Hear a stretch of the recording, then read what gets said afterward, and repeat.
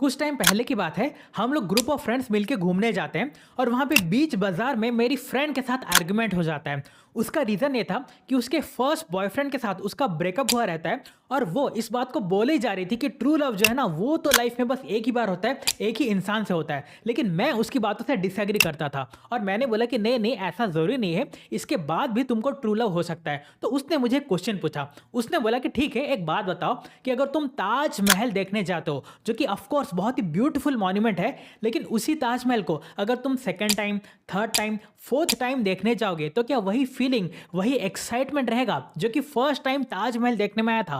Well, सच बताऊं ना, मैं कंप्लीटली साइलेंट हो गया था क्योंकि एक्चुअली में उसकी बातों में दम तो था। लेकिन ये भी आजकल का रियलिटी है कि हम में से बहुत ही कम लोग होंगे जो कि एक ही इंसान से प्यार करते होंगे और उसी इंसान के साथ मरते दम तक वो लोग साथ रहेंगे। लेकिन आजकल के टाइम का ये रियलिटी है कि हम में से ज़्यादातर लोग मल्टीपल रिलेशनशिप को एक्सपीरियंस करते हैं। तो मैंने बहुत सारा रिसर्च करके ये जानने की कोशिश की कि इमोशनली, बायोलॉजिकली, साइंटिफिकली, न्यूरोलॉजिकली क्या ये चीज़ पॉसिबल है कि किसी इंसान के साथ बहुत ही गहरा प्यार करने के बाद क्या हम वही प्यार किसी और इंसान को कर सकते हैं या फिर नहीं। और जब मुझे इसका आंसर पता चला, मैंने अपने उस फ्रेंड को ताजमहल वाले क्वेश्चन का इतना ब्यूटीफुल आंसर दिया ना कि वो भी उसके आंसर को सुन के खुश हो गई थी। तो क्या एक्चुअली में मेरी फ्रेंड सही थी कि प्यार एक ही बार हो सकता है या फिर शायद नहीं? वेलकम टू इमाइडू, emotional education for girls. Girls, आप सबको पता है कि फर्स्ट लव कितना ब्यूटीफुल होता है और जब वो होता है ना, हम ऐसे सोचने लगते हैं कि इसी इंसान के साथ ज़िंदगी भर साथ रहना है, इसी इंसान के साथ मैरिज होना चाहिए, इसी इंसान के साथ दो प्यारे प्यारे बच्चे हों और इसी इंसान के साथ हम अपना ज़िंदगी का आखिरी सांस भी लें। लेकिन अनफॉर्चुनेटली हम में से ज़्यादातर लोग के साथ ऐसा नहीं हो पाता है। फर्स्ट लव कभी लास्ट लव हो नहीं पाता है और जब हमारा ब्रेकअप होता है ना, हम ऐसे सोचने लगते हैं कि ठीक है, कोई ना कोई इंसान तो इसके बाद मिल जाएंगे, लेकिन वो जो फीलिंग था, वो जो गहराई था प्यार में, वो जो अपनापन था ना, वो तो बस उसी इंसान के साथ था, वो तो किसी और इंसान के साथ हो ही नहीं सकता। और अगर आप खुद से रिसर्च करके ये जानने की कोशिश करोगे कि क्या प्यार एक्चुअली में दोबारा होता है या फिर नहीं, तो आप बहुत ही कंफ्यूज हो जाओगे। कुछ जगह आपको ऐसे पढ़ने को मिलेगा कि हाँ, प्यार तो है ना, वो तो लाइफ में एक ही बार होता है। कुछ जगह आप ऐसे पढ़ोगे कि हाँ, प्यार दोबारा होता है, लेकिन कुछ लोग को होता है, कुछ लोग को नहीं होता। कुछ तो ऐसे भी आर्टिकल्स मिल जाएंगे जो कि आपको क्लेम करेंगे कि प्यार लाइफ में 3 बार, 5 बार या फिर 7 बार हो सकता है। लेकिन जैसे लास्ट वीडियोस में मैंने आपको बताया था कि ह्यूमन इमोशंस और रिलेशनशिप को समझने के लिए पिछले 10 सालों में मैंने 200 से ज़्यादा बुक्स पढ़े हैं और बहुत सारे लोगों के लव स्टोरीज को बहुत ही करीब से जाना है। बेस्ड ऑन दैट हम इतना क्लैरिटी के साथ इस क्वेश्चन का आंसर जानने की कोशिश करेंगे कि ट्रू लव दोबारा होता है या फिर नहीं। इसके ऊपर आपको कभी कोई डाउट नहीं रहेगा। और क्योंकि आपको ही पता है ये कोई ऐसा क्वेश्चन नहीं है जिसको हम येस या नो में आंसर दे पाए, इसलिए आपको इसके प्रोसेस को, इसके साइकोलॉजी को समझना होगा। और गर्ल्स, मैं आपको आज 2 लड़कियों का स्टोरी बताने वाला हूं और मैं आपको रिक्वेस्ट करूंगा कि उन दोनों के लाइफ से आप अपने लाइफ को रिलेट कीजिएगा, तभी आप उस प्रोसेस को समझ पाएंगे। सबसे पहले बात करते हैं आलिया के बारे में, जिसको पहली बार प्यार होता है राहुल नाम के लड़के से। अब आलिया बहुत ही ज्यादा खुश है, अब हो भी क्यों ना, क्योंकि उसकी लाइफ में पहली बार उसको प्यार हुआ है। तो रात रात भर फोन में बातें करना, एक दूसरे के साथ टाइम स्पेंड करना, घूमना फिरना, एंजॉय करना, ये सब चीज आलिया बहुत ज्यादा एंजॉय करती है। लेकिन जैसे ज्यादातर रिलेशनशिप में होता है, धीरे धीरे टाइम के साथ उनके बीच में डिफरेंस स्टार्ट होने लगता है, झगड़ा स्टार्ट होने लगता है और तकरीबन 3 साल के बाद उनका ब्रेकअप हो जाता है। और जैसे आपको ही पता है कि ब्रेकअप के बाद मूव ऑन करना इतना ज़्यादा इजी नहीं होता, तो अभी आलिया का ऐसा हालत है कि वो एक दिन में 20 बार, 50 बार वो राहुल को याद करती है। मतलब कि बेसिकली दिन भर ही उसको याद करती है। और बहुत बार तो ऐसा होता है कि कभी वॉशरूम में या फिर रात को सोते टाइम उसको राहुल को याद करके उसके आंखों से आंसू निकल आता है। वो ऐसा सोचने लगती है कि अगर ऐसा होता तो वैसा हो सकता था, शायद अगर हम लोग कुछ सॉर्ट आउट कर लेते तो शायद हम लोग साथ रह सकते थे। तो इस तरह बहुत सारा थॉट्स उसको राहुल के मन में लेके चलते ही रहता है। लेकिन धीरे धीरे वक्त बीतते जाता है। अब उसके लाइफ में एक और लड़का आता है जिसका नाम है राज। अब राज और आलिया अच्छे फ्रेंड्स हैं और एक दिन ऐसा आता है कि राज आलिया को प्रपोज कर देता है। अब आलिया की सारी फ्रेंड्स उसको बोलते हैं, यार तू कब तक अपने पास्ट में जीती रहेगी, एक ना एक दिन तो तुझे मूव ऑन करना ही होगा। फिर आलिया भी यही सोचती कि हाँ, बात तो सही है कि कब तक मैं अपने पास्ट में जीती रहूंगी। और इस तरीके से वो आधे अधूरे मन से सही, लेकिन वो राज को यस बोल देती है। अब आलिया और राज को रिलेशनशिप रिलेशनशिप में आए हुए कुछ हफ्ते हो चुके हैं। अब ऐसा नहीं कि वो अपने एक्स बॉयफ्रेंड राहुल को बिल्कुल याद नहीं करती, लेकिन हाँ, इंटेंसिटी कम हो गया है। अब वो एक दिन में हार्डली 5 बार या 7 बार उसको याद करती होगी। लेकिन जैसे जैसे वक्त बीतते जाता है, उसको ऐसा फील होता है कि राज के अंदर एक बहुत ही ब्यूटीफुल हैबिट है। जब भी वो लोग बाहर जाते हैं, अगर कुछ झगड़ा हो जाता है, कुछ मिसअंडरस्टैंडिंग हो जाता है, तो राज बहुत ही प्यार से अपने हाथों से आलिया को खिलाता है। अब उसको याद है कि ऐसा नहीं कि राहुल केयरिंग नहीं था, लेकिन जब भी ऐसा कुछ सिचुएशन होता था तो राहुल बोला करता था कि देखो तुम खा लो, नहीं तो मुझे अच्छा नहीं लगेगा। लेकिन ये इंसान ये नहीं है। ये इंसान तो अपने हाथों से आलिया को हमेशा खाना खिलाने की कोशिश करता है। तो वो फील कर पा रही है कि ये इंसान तो उससे कहीं ज़्यादा केयरिंग है। अब वक्त बीतने लगता है और इस तरीके से इन लोग को रिलेशनशिप में आए हुए तकरीबन 3 महीने हो चुके हैं। और एक दिन अचानक ऐसा होता है कि आलिया के फैमिली मेंबर में मेडिकल इमरजेंसी आ जाता है और उनको हॉस्पिटल में एडमिट करना पड़ता है। और वहाँ पे डॉक्टर ये बोलते हैं कि इनके ट्रीटमेंट के लिए लाखों रुपए की ज़रूरत है, और वो भी कुछ ही घंटों के अंदर। अब देखिए, हर इंसान का तो इतना फाइनेंशियल सिचुएशन अच्छा नहीं होता कि एक ही घंटे के अंदर लाखों रुपए अरेंज कर ले। तो वो लोग सब कोई मिल के पैसे अरेंज करने की कोशिश करते हैं, लेकिन उसके बावजूद भी लास्ट में अराउंड 70,000 रुपीज़ का शॉर्टेज हो जाता है। तो उसी टाइम राज उसको कॉल करता है और आलिया उसको सारी बातें बताती है। लेकिन उसके बावजूद भी आलिया का राज से कोई एक्सपेक्टेशन नहीं होता है कि ये इंसान मेरी हेल्प करेगा। और उसका रीज़न ये था कि अभी भी अराउंड 1 या 2 महीने पहले ही राज का जॉब लगा था, और वो भी सैलरी कुछ खास नहीं था, अराउंड 15,000 पर मंथ। तो इस सिचुएशन में आलिया को राज को ये बोलना कि तुम मेरी हेल्प करो, उसने सही नहीं सोचा और इस तरह फ़ोन रख देती है। लेकिन तकरीबन 20 मिनट के बाद आलिया के फ़ोन में मैसेज आता है कि 70,000 रुपीज़ तुम्हारे अकाउंट में क्रिएट हो गया है। और वो किसने किया है? राज ने किया है। वो इमीडिएटली राज को कॉल करके पूछती है कि तुमने कैसे किया, कोई चोरी वोरी किया हो क्या मेरे लिए? फिर राज बोलता है कि नहीं नहीं, मैंने कोई चोरी नहीं किया, जो कुछ भी किया है अपनी तरफ से अरेंज किया है, लेकिन तुम इसका कोई टेंशन नहीं लो, तुम बस अपने रिलेटिव का ध्यान रखो। और हाँ सुनो, अगर कुछ भी चीज़ की ज़रूरत पड़ती है ना, तो याद रखो कि मैं तुम्हारे साथ हमेशा हूँ। और इतना ही बोल के वो फ़ोन रख देता है।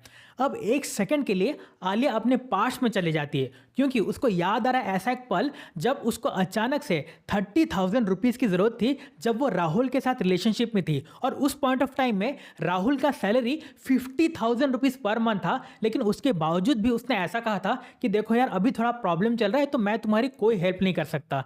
तो आलिया ऐसे सोचने लगती कि जिस इंसान से मैंने 3 साल तक प्यार किया, क्या सच में वो इंसान इस प्यार के लायक भी था? लेकिन इस इंसान के साथ तो बस 3 महीने हुआ है, लेकिन मैं फील कर पा रही हूँ कि ये इंसान तो उससे कहीं ज़्यादा सपोर्टिव है। अब वक्त और ज़्यादा बीतने लगता है।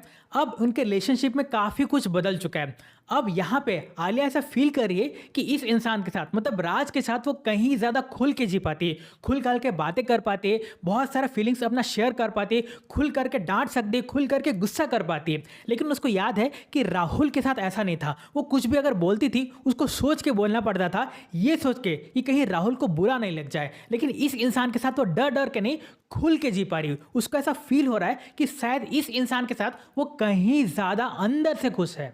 अब आलिया और राज को रिलेशनशिप में आए हुए तकरीबन 1 साल होने को है। अब काफ़ी कुछ बदल चुका है। जैसे मैंने आपको स्टार्टिंग में बोला था कि एक ऐसा टाइम था कि आलिया एक दिन में 20 बार 50 बार अपने एक्स बॉयफ्रेंड राहुल को याद करती थी, लेकिन अभी ऐसा टाइम नहीं है। अभी रिलेशनशिप में 1 साल होने के बाद, मतलब न्यू बॉयफ्रेंड के साथ रिलेशनशिप में 1 साल होने के बाद, हार्डली वो अपने एक्स बॉयफ्रेंड को याद करती है। मुश्किल से 10 दिन या 15 दिन में एक बार उसका ख्याल आ जाता होगा, लेकिन इन जनरली वो कभी उसको याद नहीं करती। और जैसे मैंने आपको स्टार्टिंग में बोला था कि जब वो अकेला रहती थी, मतलब कि अपने साथ टाइम स्पेंड करती थी, तब उसको हमेशा अपने एक्स बॉयफ्रेंड राहुल का याद आता था। लेकिन अभी ऐसा नहीं है। जब भी वो अकेला रहती है तो उसको हमेशा राज के बारे में ख्याल आता है, राज की याद आती है। तो उस टाइम वो ऐसे सोचने लगती है कि एक साथ में शायद 3 साल उस इंसान के साथ रिलेशनशिप में थी, लेकिन उसके बावजूद भी एक जो बिलीफ होता है ना, वो बिलीफ नहीं आ पाया। वो बिलीफ क्या होता है कि एक बिलीफ होता है ना कि कुछ भी हो जाए, ये इंसान ना फ्यूचर में हमेशा मेरा साथ देगा। कोई साथ दे या ना दे, लेकिन मेरे अच्छे और बुरे टाइम में हमेशा ये इंसान मेरा साथ देगा। पता नहीं क्यों 3 साल रिलेशनशिप में रहने के बावजूद भी राहुल के साथ तो बिलीफ आ ही नहीं पाया, लेकिन इस इंसान के साथ, राज के साथ, तो 1 साल के अंदर ही मुझे ऐसा लग रहा है कि ये इंसान पता नहीं क्यों हमेशा मेरा साथ देगा और मेरा साथ कभी नहीं छोड़ेगा। और मन ही मन वो ऐसा इमेजिन करने लगती कि अगर मैं और राज अगर साथ में जिंदगी भर साथ रहें, अगर हमारा मैरिज हो जाए ना, तो हम लोग के लिए कितना ब्यूटीफुल होगा। और वो इसी ख्यालों में खोई रहती है। और एक दिन ऐसा आता है कि राज उसको मैरिज के लिए प्रपोज कर देता है, और विदाउट एनी डाउट आलिया उसको यस बोल देती है। अब मैंने आपको यहाँ पे 4 क्वालिटीज़ के बारे में क्यों बोला? क्योंकि जॉन गॉटमैन जिन्होंने रिलेशनशिप के ऊपर सबसे ज़्यादा रिसर्च किया है, उनका ऐसा कहना है कि जो हम लव बोलते हैं ना, वो कोई एक चीज़ नहीं होता, 200 से ज़्यादा अलग-अलग क्वालिटीज़ मिला के लव बनता है। फॉर एग्जांपल केयरिंग एक क्वालिटी, एडवेंचरस एक क्वालिटी, इस तरीके से 200 से ज़्यादा क्वालिटीज़ होते हैं। अब ऑब्वियसली यहाँ पे 200 क्वालिटीज़ तो हम डिस्कस नहीं कर सकते, तो इसलिए 4 क्वालिटीज़ का एग्जाम्पल लेके मैंने आपको बताया ताकि आप उस चीज़ से अपने लाइफ को रिलेट कर सको। और ये चीज़ हमेशा याद रखिएगा, हम कभी भी एक इंसान से प्यार नहीं करते, we always fall in love with memories, not with person. चलो मान लेते हैं कि आपके एक्स बॉयफ्रेंड बहुत ही अच्छे थे, बहुत ही केयरिंग थे, लेकिन मुझे एक बात बताइए, क्या कोई ऐसा कंपटीशन हुआ था पूरे दुनिया भर में कि सबसे ज़्यादा caring boyfriend award goes to your ex boyfriend? ऐसा तो बिल्कुल नहीं था। हो सकता है कि आपके एक्स बॉयफ्रेंड को, जिनको आप अभी भी याद करते हो सकता है उनमें कुछ अच्छा क्वालिटी था, लेकिन ये भी आपको समझना पड़ेगा कि दुनिया में बहुत सारे ऐसे लोग हैं जो आपके एक्स बॉयफ्रेंड से कहीं ज़्यादा केयरिंग है, लविंग है, सपोर्टिव है, और मोस्ट इंपॉर्टेंटली कहीं ज़्यादा अच्छे इंसान भी इस दुनिया में एग्जिस्ट करते हैं। और हमारा इमोशंस इस तरीके से काम करता है कि हम धीरे धीरे चीज़ों को भूलने लगते हैं। फॉर एग्जाम्पल याद कीजिए, जब आप 5 साल के थे तो आपका कोई फेवरेट डॉल होगा, उसको शायद किसी ने डैमेज कर दिया या शायद घूम गया होगा, तो उस पॉइंट ऑफ टाइम में आप बहुत ज़्यादा रोए होगे। लेकिन आज तकरीबन 15 या 20 साल के बाद अगर आप उसी डॉल को देखोगे तो क्या आपको उतना ही रोना आएगा जब आप 5 साल के थे? Definitely not. अब ये तो मैंने छोटा एग्जाम्पल दे दिया, लेकिन कुछ बड़ा चीज़ अगर लाइफ में होता है, जैसे कि फॉर एग्जाम्पल किसी के पेरेंट्स का भी डेथ हो जाता है ना, तो 7 दिन तक आपको ऐसा लगेगा कि दुनिया में सब कुछ खत्म हो गया। 7 महीने के बाद हम धीरे धीरे मूव ऑन करने की कोशिश करते हैं, और 7 साल और 17 साल के बाद तो जैसे कि हम उस इंसान को पीछे छोड़ के आगे ही बढ़ जाते हैं। अब ऐसा ही एक्चुअली काम करता है हमारा ब्रेन। हमें समझना पड़ेगा कि सोच के देखिए, बचपन से लेकर आज तक अब जितना भी इमोशंस, चाहे वो अच्छा या बुरा चीज़ फील किए थे, अगर सारी चीज़ को अगर आप एक ही साथ इसी पॉइंट ऑफ टाइम में अगर आप याद करने लगो इसी इंटेंसिटी से ना, तो आप कंप्लीटली पागल हो जाओगे। तो हमारा ब्रेन ही इस तरीके से डिजाइन है कि आप धीरे धीरे पिछले चीज़ों को, चाहे वो अच्छा हो या बुरा हो, आप ऑटोमेटिकली आप भूलते जाते हो। हमारा ब्रेन ही इस तरीके से डिजाइन हुआ है।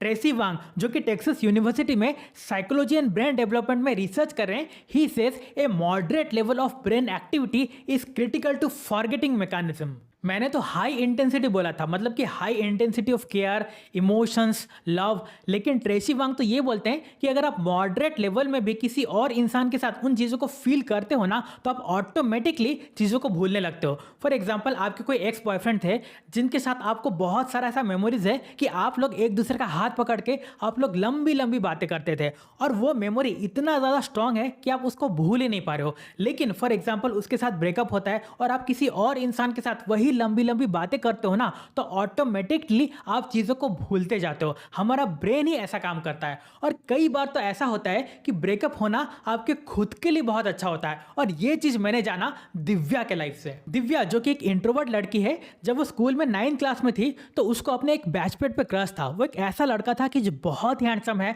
बहुत ही डैशिंग है, स्कूल में सारी स्पोर्ट्स एक्टिविटी में पार्टिसिपेट करता है, तो ऑब्वियसली ऐसे लड़कों पे तो बहुत सारी लड़कियों का नेचुरली क्रश होता है।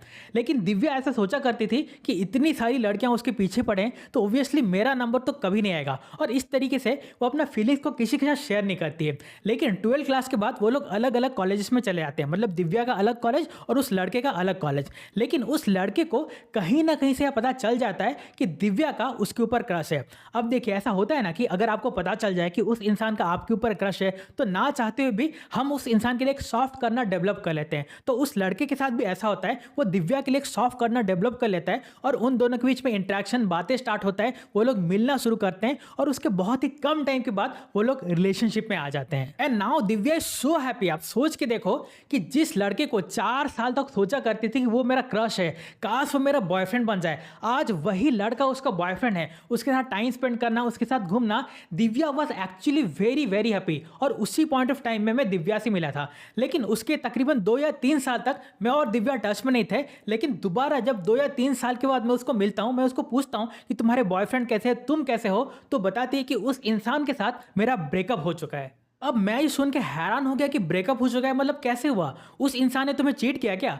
तो बोलती कि नहीं नहीं, ऐसा कुछ भी नहीं है, इनफैक्ट मैं ही गलत सोच के साथ प्यार कर रही थी।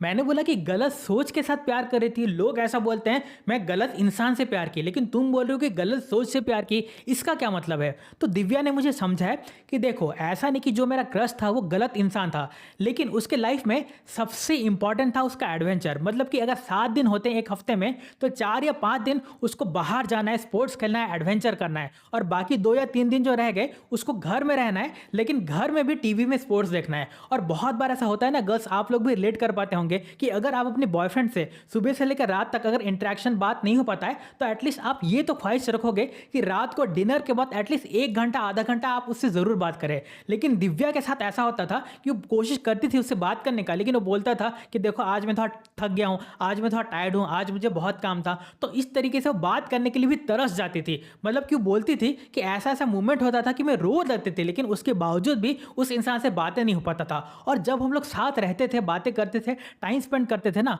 मुझे ऐसा लगता था कि वो इंसान पास हो के भी मेरे पास नहीं है, पास हो के भी कहीं दूर मेरे से है। मतलब कि बोला करती थी कि ऐसा होता था कि वो इंसान बहुत सारी चीज़ें के बारे में बात करता था, लेकिन तुम कैसी हो, तुमने दिन भर क्या किया, वो चीज़ कभी वो चीज़ पूछता भी नहीं था। तो इस तरीके से दिव्या और उनके बीच में बहुत सारा मिसअंडरस्टैंडिंग होता है, और तकरीबन 1 साल के अंदर ही उनका ब्रेकअप हो जाता है। और उसके बाद दिव्या बताती है कि ऐसा नहीं कि इमीडिएटली रिलेशनशिप में आ गई थी, लेकिन उसके तकरीबन 1 साल तक मैं कंप्लीटली सिंगल थी, और उसके बाद एक और लड़का मेरे लाइफ में आता है, और उसके साथ भी मैं इमीडिएटली रिलेशनशिप में नहीं आई थी, लेकिन तकरीबन 3 या 4 महीने तक मैं उसके साथ इंटरेक्शन करती हूँ, हम लोग टाइम स्पेंड करते हैं, और उसके बाद मैं उसके साथ रिलेशनशिप में आती हूँ। और मैं सच बताऊँ ना, मैं इस इंसान के साथ कहीं ज़्यादा खुश हूँ। तो मैंने बोला कि कैसे, मतलब क्या ऐसा डिफरेंस हो गया? तो उसने बताया कि मुझे बाद में समझ में आया कि मुझे लाइफ में एडवेंचर नहीं, मुझे लाइफ में इमोशंस की ज़रूरत है। मैंने ये बोला था ना कि मैंने गलत सोच से प्यार किया, इसका मतलब ये है कि मुझे ऐसा लगता था कि अगर मैं अपने क्रश के साथ रिलेशनशिप में आ जाऊंगी तो मैं बहुत ज़्यादा खुश रहूंगी, लेकिन रिलेशनशिप में आने के बाद मुझे समझ में आया कि मुझे लाइफ में एडवेंचर की नहीं, इमोशंस की ज़रूरत है। और ये जो नया लड़का जिसके साथ मैं रिलेशनशिप में हूँ ना, वो इंसान मेरे इमोशंस को बहुत ज़्यादा समझता है। इस इंसान के साथ ऐसा होता है कि दूर रह के भी वो इंसान मेरे पास है, मुझे ऐसा फील होता है। तो मैंने बोला कि ये कैसे होता है? उसने बोला कि जब भी वो आउट ऑफ टाउन होता है, आउट ऑफ सिटी होता है, वो ऐसा बोला करता है फ़ोन में कि देखो मुझे ज़्यादा मिस मत करना, ओके? जब भी हम लोग साथ में मिलेंगे हम लोग बहुत सारा इंजॉय करेंगे, बहुत सारा टाइम स्पेंड करेंगे। तो इस तरीके से फ़ोन में जो बातें ही करता है ना, उससे मैं बहुत ज़्यादा लव फील करती हूँ। अब देखिए, मैंने दिव्या को दोनों टाइम देखा था। एक ऐसा टाइम जब वो अपने क्रश के साथ रिलेशनशिप में थी, और दूसरे टाइम जब वो एक अलग लड़के के साथ रिलेशनशिप में थी, और मैं क्लियरली उसकी आंखों में देख के फील कर पा रहा था कि वो इस लड़के के साथ कहीं ज्यादा अंदर से खुश है।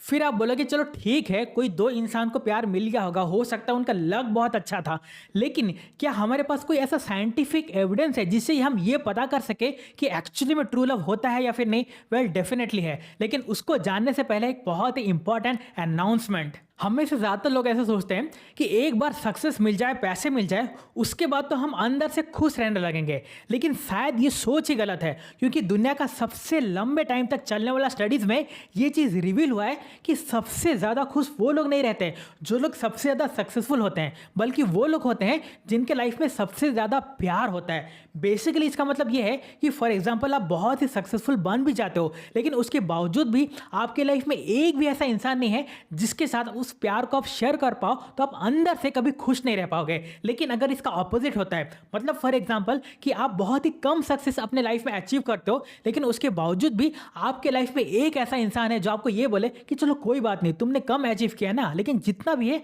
हम लोग साथ में मिल बांट के रह लेंगे, तो ऐसे लोग एक्चुअली में कहीं ज़्यादा खुश रह पाते हैं। और ये सारे चीज़ जिनके बारे में बात कर रहा हूँ, दिस इज कॉल्ड RSE या फिर रिलेशनशिप एंड सेक्स एजुकेशन, और इसी फील्ड में मैंने अपने आप को एजुकेट किया है। चाहे वो जॉन गॉटमैन हो, एस्थर पेरल हो, रॉबर्ट हेयर हो, लुएन ब्रिजेंटाइन हो, सैंटी फेल्टन हो, ऐसे बहुत सारे लोग जिन्होंने अपना पूरा लाइफ ह्यूमन इमोशंस, रिलेशनशिप और न्यूरो साइंसेस को समझने में दिया है। इनके ऑलमोस्ट सारे बुक्स को मैंने पढ़े हैं और बहुत सारे लोगों से इंटरेक्शन किया है, और उससे फायदा यह हुआ कि ऐसे लोग जो कि लाइफ में उम्मीद छोड़ चुके थे कि उनको भी लाइफ में प्यार मिलेगा, आई एम प्राउड टू से कि मेरा थोड़ा बहुत कंट्रीब्यूशन से आज वो लोग अपने प्यार को जी पा रहे हैं। और ये सारा नॉलेज जो मैंने सीखा है मैं आपके साथ भी शेयर करना चाहता हूँ 17 वीडियोस का सीरीज में, जिसका नाम है नो लव। आई नो आप में से ज्यादातर लोग सुनते ही बोलेंगे कि 17 वीडियोस देखना पड़ेगा। बिल्कुल भी नहीं, हम तो कुछ एंटरटेनिंग चीज देखेंगे।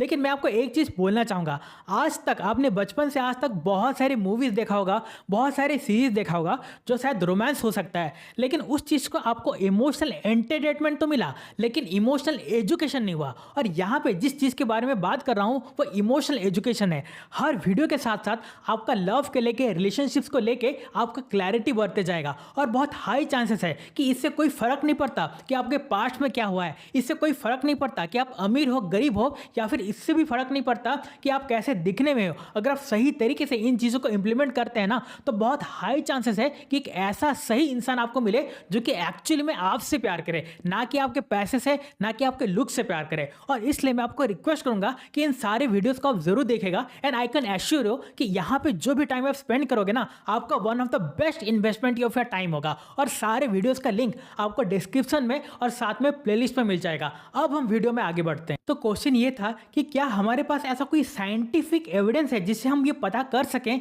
कि प्यार एक्चुअली में दोबारा होता है या फिर नहीं। वेल, अगर आप शुरुआत से पढ़ के जानने की कोशिश करोगे तो आपको कुछ नाम मिलेंगे। एरिक फ्रॉम, जो कि एक फेमस जर्मन साइकोलॉजिस्ट थे, उनका ऐसा मानना था कि हाँ, हम मल्टीपल टाइम्स उस बॉन्ड को क्रिएट कर सकते हैं, लेकिन उनका डेथ 1980 में हो गया था। साथ में जॉन बॉल्बी, जिनको फादर ऑफ अटैचमेंट थ्योरी बोला जाता है, मतलब कि बचपन से लेकर मरते दम तक हम जितने भी लोगों के साथ अटैचमेंट डेवलप करते हैं उसके ऊपर उन्होंने सबसे ज़्यादा रिसर्च किया है। उनका भी ये मानना था कि हाँ, हम उस डीप इमोशनल बॉन्ड को मल्टीपल टाइम्स लोगों के साथ क्रिएट कर सकते हैं, लेकिन उनका भी डेथ 1990 में हो गया था। 1980, 1990। मैंने उनके ईयर ऑफ डेथ को क्यों मेंशन किया, उस टाइम न्यूरो साइंसेस इतना ज़्यादा डेवलप नहीं था। लेकिन आप बोल सकते हो कि उन्हें के वर्क को कंटिन्यू किया आमिर लेवाइन और आर्थर आरन ने। आमिर लेवाइन, जो कि एक साइकोलॉजिस्ट के साथ साथ न्यूरो साइंटिस्ट भी है, उनका ऐसा कहना है कि बहुत बार हम रिलेशनशिप में इवॉल्व करते हैं और हम सब्सिक्वेंटली बेटर रिलेशनशिप को जी पाते हैं, जैसे कि दिव्या के साथ हुआ। आप सोच के देखिए कि 4 साल तक वो अपने क्रश के बारे में सोचती थी और उसको ऐसा लगता था कि अगर मैं इस इंसान के साथ रिलेशनशिप में आऊँगी तो मैं अंदर से खुश रहने लगूंगी। लेकिन रिलेशनशिप में आने के बाद जाके उसको समझ में आया कि नहीं नहीं नहीं, मुझे इस टाइप की इमोशंस की नहीं, मुझे इस टाइप की इमोशंस की ज़रूरत है। और उसी तरीके से उसने सही इंसान को अपने लाइफ में अट्रैक्ट किया और उसका रिजल्ट हुआ कि वो बाद में सब्सिक्वेंटली कहीं ज़्यादा खुश रहने लगी। मतलब कि कई बार ऐसा होता है कि हम रिलेशनशिप में अपने आप को इवॉल्व कर पाते हैं, क्योंकि वो बोलते हैं ना कि दूसरों को जानना आसान होता है लेकिन अपने आप को जानना इतना आसान नहीं होता है। तो जब आप रिलेशनशिप्स को फेस करते हो ना, तब आपको समझ में आता है कि नहीं नहीं नहीं, इस क्वालिटी के साथ मैं खुश नहीं रह सकती। उसके बाद कई बार आप अपने आप को डिस्कवर करते हो कि मुझे तो रिलेशनशिप में इस टाइप का प्यार चाहिए। और साथ में आर्थर आरन, जिन्होंने बहुत सारे बुक्स लिखे हैं और साथ में उन्होंने 36 क्वेश्चन टू लव लिखा है। अब इन सारे चीज़ों को अगर आप कंक्लूड करोगे ना, तो आपको समझ में आएगा कि हाँ, न्यूरोलॉजिकली भी एक्चुअली पॉसिबल है कि दोबारा लोगों को प्यार होता है। फिर आप बोलोगे कि ये कैसे हो पाता है। वेल, इसको बहुत ही सिंपल तरीके से आपको समझाने की कोशिश करता हूँ। ये सब चीज़ बेसिकली लैब में एक्सपेरिमेंट्स होता है। अब मान लीजिए 2 ग्रुप ऑफ पीपल हैं। एक लोग जिनको पहली बार प्यार हुआ है, उनको हम बोल सकते हैं फर्स्ट लवर्स हैं, और ऐसे लोग जिनको second time, third time, fourth time, 10th time प्यार हुआ है, उनको फॉर एग्जाम्पल हम बोल सकते हैं लेट लवर्स। तो फर्स्ट लवर्स और लेट लवर्स, इनका ब्रेन को स्कैन किया जाता है। बहुत सारा अभी एडवांस टेक्निक्स है जिससे ये चीज़ पॉसिबल हो पाता है। अब देखिए, आप एग्जैक्टली क्या सोच रहे हो ये चीज़ अभी तक नहीं जाना जा सकता। मतलब ऐसा कोई टेक्निक अभी तक डेवलप नहीं हुआ है कि आप एग्जैक्टली क्या सोच रहे हो वो कहीं बाहर से निकल जाए।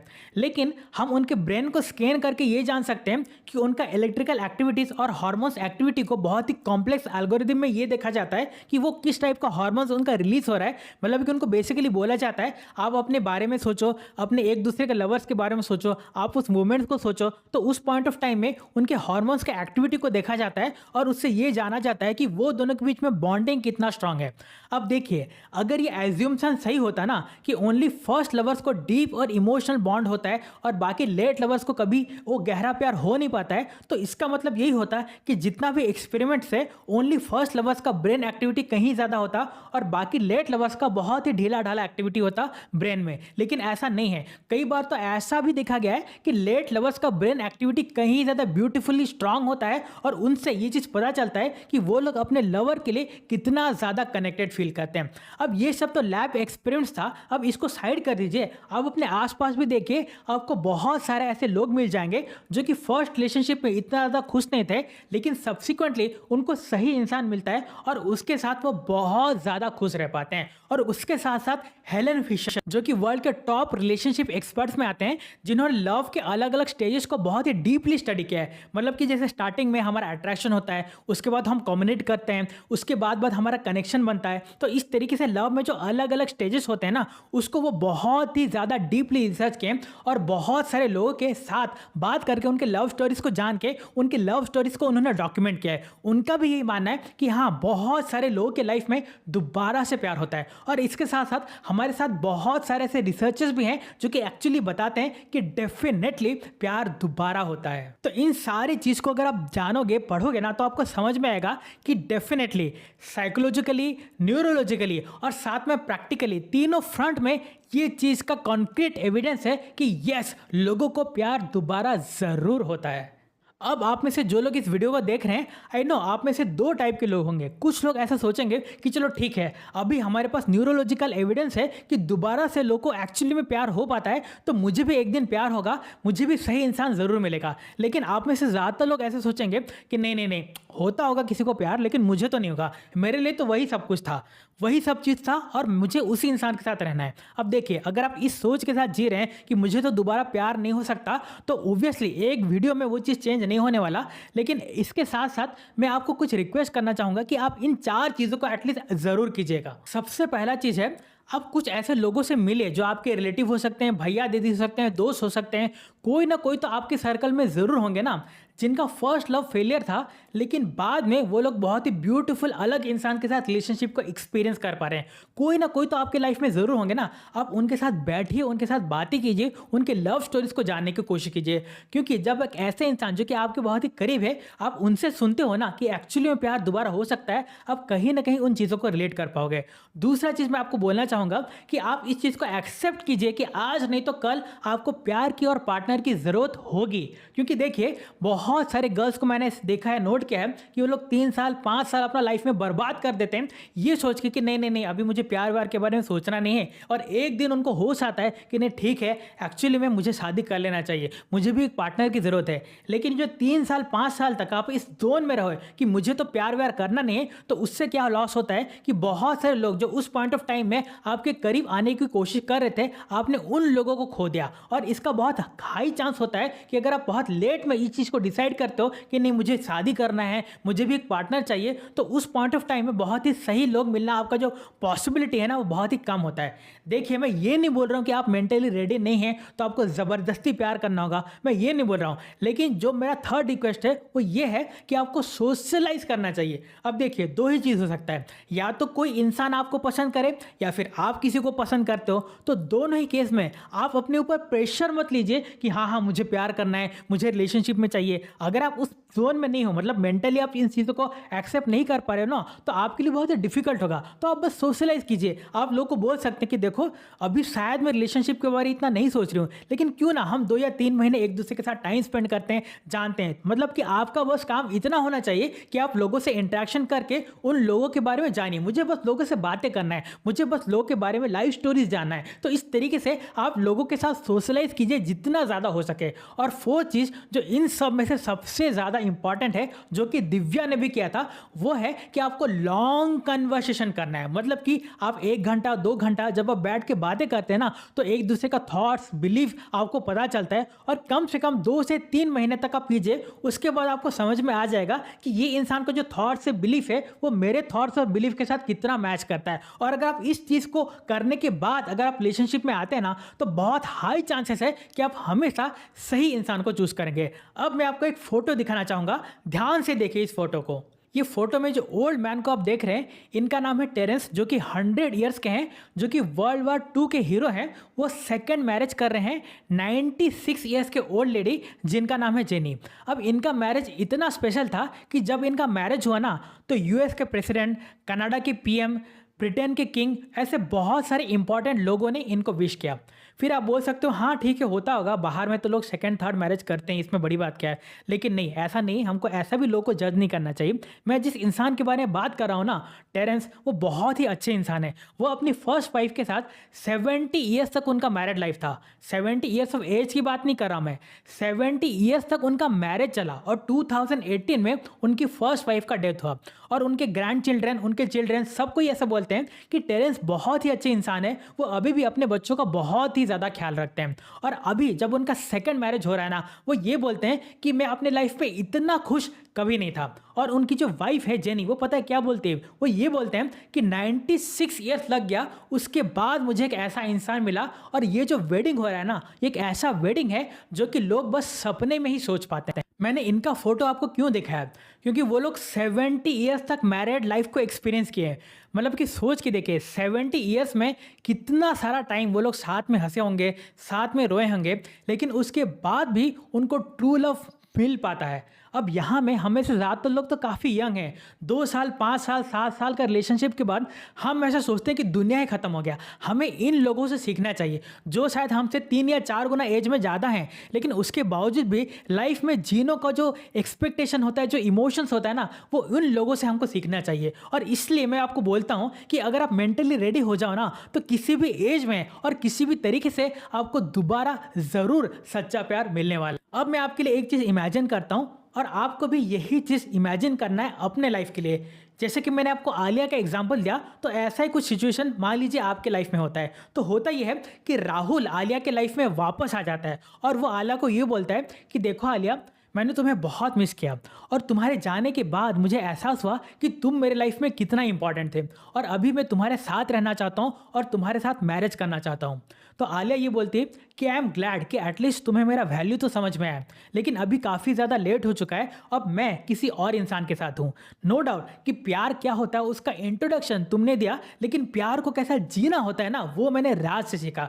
मैं हमेशा जब तुम्हारे साथ ब्रेकअप हुआ था, मैं ऐसा सोचा करती थी कि तुम्हारे साथ कुछ बुरा हो जाए, तुमको कोई लड़की ना मिले। लेकिन वो बोलते हैं ना कि प्यार में जब सही इंसान के साथ प्यार होता है, जब सच्चा प्यार होता है, हम और ज़्यादा हम्बल बनते हैं और ज़्यादा डाउन टू अर्थ बनते हैं। हम कभी दूसरे का बुरा नहीं सोचते। और आज मैं ऐसा सोचती हूँ कि तुम्हारे साथ कभी कुछ बुरा ना हो, तुम्हारे साथ भी अच्छा हो, तुमको भी प्यार करने वाला इंसान मिल जाए। मुझे जब प्यार में स्टार्टिंग में तुम्हारे साथ प्यार हुआ था, मुझे ऐसा लगता था कि हमेशा प्यार में देना पड़ता है। लेकिन आज मैं जब मैं राहुल के साथ नहीं बल्कि एक राज के जैसे इंसान के साथ हूँ, तब मुझे फील हो पा रहा है कि प्यार में जब हम देते हैं ना, ऐसे इंसान है दुनिया में जो जितना प्यार हम देते हैं उससे कहीं ज़्यादा प्यार वो वापस हमें लौटाते हैं। जब मैं दुखी होती हूँ ना, मुझसे कहीं ज़्यादा दुखी राज हो जाता है। जब मैं खुश होती हूँ, मेरी खुशी को कई ज़्यादा गुना वो सेलिब्रेट करता है। तो मैं अंदर से आज इतना खुश हूँ, मैं बता नहीं सकती। और ट्रू सेंस में आज मेरा ऐसा हालत है कि तुम क्या, दुनिया में कोई भी इंसान आ जाए ना, मैं हमेशा हर बार राज को ही चूज़ करूँगी।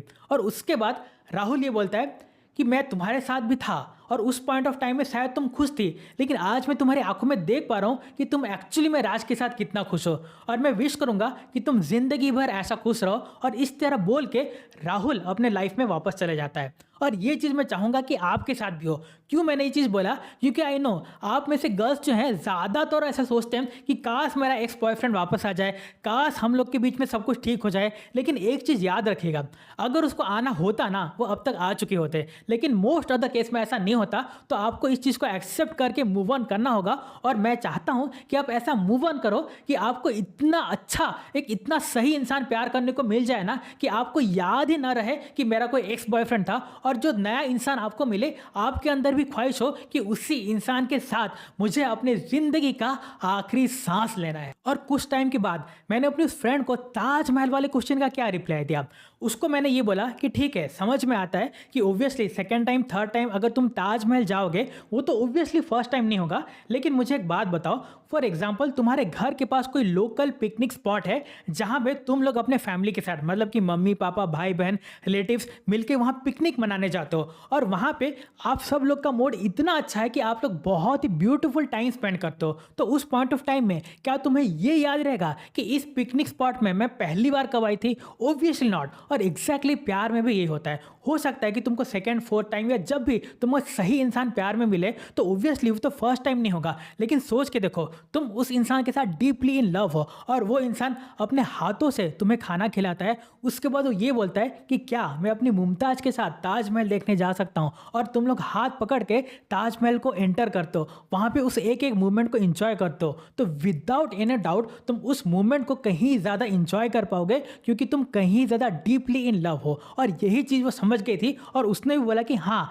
एक्चुअली में ये चीज़ बहुत ही सही होता है और आई एम हैप्पी कि उसको भी दोबारा से वापस से प्यार मिल गया। और गर्ल्स ये चीज़ हमें समझने की ज़रूरत है। हम अक्सर ना फर्स्ट सेकंड थर्ड इस चीज़ पे बहुत ज़्यादा प्रायोरिटी देते हैं। हम लाइफ में हमेशा सिलेक्शन को प्रायोरिटी देते हैं, लेकिन life is not about selection, life is all about connection, life is all about completeness. जैसे कि दिव्या को बाद में पता चला कि मैं अपने क्रश के साथ नहीं बल्कि इस इंसान के साथ ज़्यादा कंप्लीट फील कर पा रहा हूँ। मैं भी दुआ करूँगा कि आप भी इस चीज़ का अंदर से कॉन्शियसनेस डेवलप करो कि मुझे किस टाइप के रिलेशनशिप की ज़रूरत है और उसी इंसान को आप चूज करो। और मैं दुआ करूंगा कि आप उसके साथ बहुत ज्यादा खुश रह पाओ और आप भी जरूर बोलो कि हाँ एक्चुअली में प्यार दोबारा जरूर होता है। और मैं एक चीज़ बोलना चाहूँगा कि अगर अभी तक आपने इस वीडियो को देखा है और अगर आप इस चीज़ को समझ गए हैं तो मैं आपको रिक्वेस्ट करूँगा कि आप बाकी वीडियोस भी इस सीरीज़ के ज़रूर देखेगा, क्योंकि जैसे मैंने कहा कि 10 साल के अंदर बहुत सारा चीज़ जो मैंने सीखा है उन सब चीज़ों को डायरेक्टली मैं वीडियो के फॉर्म में आपको सिखाना चाहता हूँ। और उन चीज़ों को देखोगे तो आपको बहुत रियलाइज़ होगा कि हम कितने जगह गलत होते हैं और आप सही इंसान को चूज़ कर पाओगे जिस इंसान के साथ को एक्चुअली में आप ट्रू लव को फील कर पाओगे। अगर आप अभी तक इस वीडियो को देखें उसके लिए दिल से थैंक यू। आप वीडियो को जरूर लाइक कीजिएगा, शेयर कीजिएगा, फॉलो कीजिएगा, सब्सक्राइब करके भी जरूर जाना। And thanks for watching emotional education for girls.